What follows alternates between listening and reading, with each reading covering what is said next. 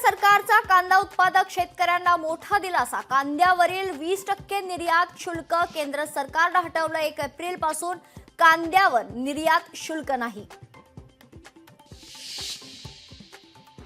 उद्धव ठाकरेंनी 2 फोन केले होते। दिशा सालियन प्रकरणी आदित्यचं नाव न घेण्याची विनंती केली।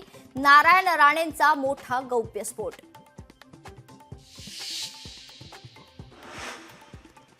दिशा सालियन प्रकरण दडपण्याचे अनेक प्रयत्न झाले। सगळ्याचा करता करविता सचिन वाजेच, नारायण राणेंचा गंभीर आरोप। नारायण राणेंना उत्तर देण्यास बांधील नाही, आमच्यावर टीका करण्याचा त्यांना पगार मिळतो। आदित्य ठाकरेंचा नारायण राणेंवर हल्लाबोल। चित्रा वाघ एकट्या नाहीत, संपूर्ण भाजप त्यांच्या पाठीशी। अनिल परबांनी बढाया मारू नयेत, नारायण राणेंचा अनिल परबांना इशारा। जयंत पाटलांसोबत शेतीमध्ये एआयच्या वापराबाबत चर्चा झाली। अजित पवारांचं बंद दाराआडच्या चर्चेबाबत स्पष्टीकरण।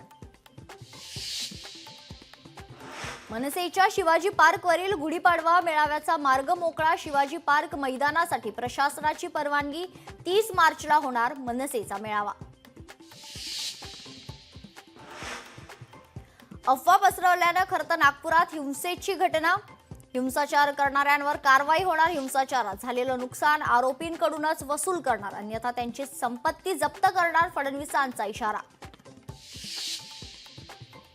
पंतप्रधान मोदी थायलंडमध्ये 6व्या बिमस्टेक शिखर परिषदेत होणार सहभागी। थायलंड नंतर लगेच 5 एप्रिलला मोदींचा श्रीलंका दौरा।